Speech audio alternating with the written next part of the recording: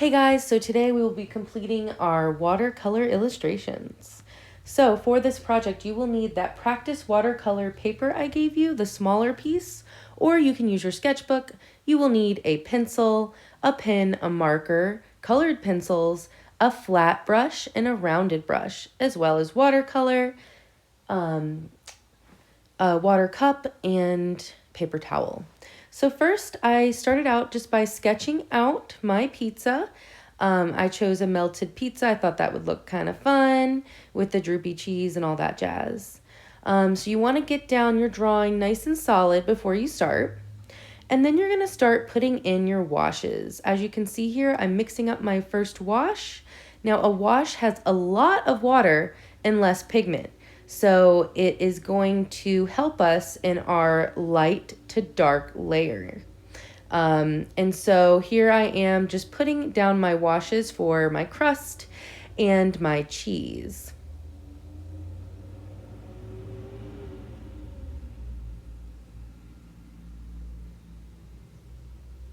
All right, and here I'm putting in my wash for my pepperoni.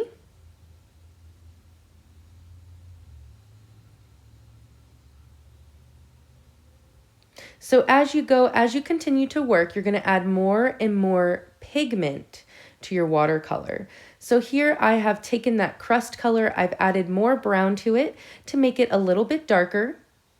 And the cheese, I added a little more orange and yellow and gave it a little more of that cheesy texture by leaving some of those washed out areas blank. And so you see that dimension and value there.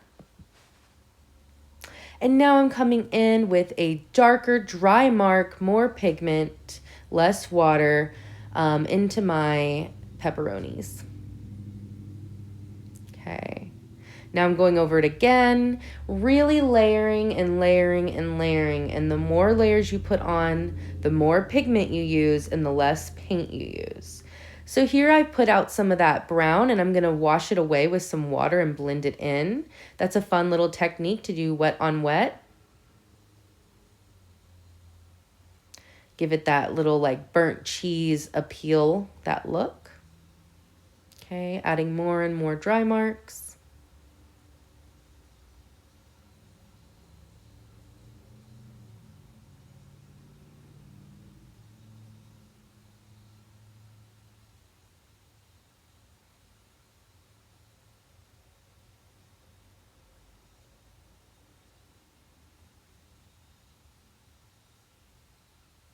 As you can see, this is a lot of layering.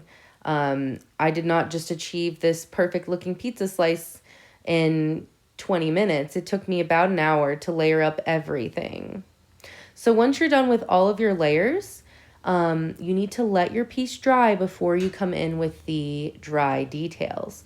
I put mine out in the sunlight. It's really warm out today, and the sun just, dried up my painting really quick. So then I was able to quickly come in with my dry details.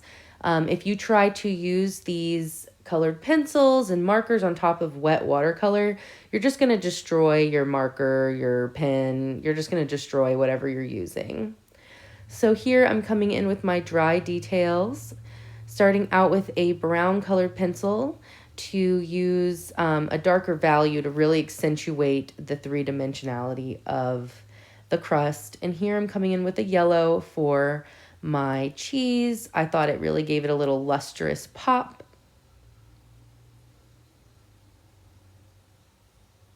Now I'm coming into my pepperonis.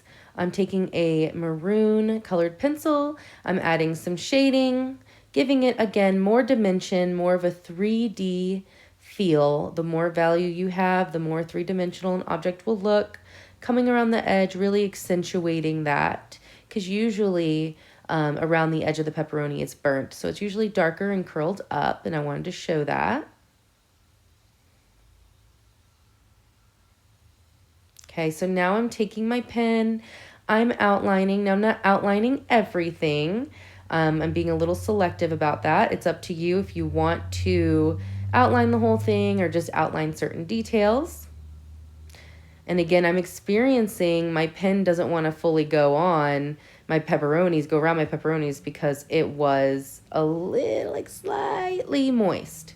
And here I am grabbing a white gel pen to add some highlight. Now, obviously, you might not have something like that sitting around at home, but if you do, feel free to use it. You could also use a white oil pastel or chalk pastel if you do have something, or even you could leave out and don't put color in certain areas. Well, that is it. That is the finished piece. Please email me if you have any questions.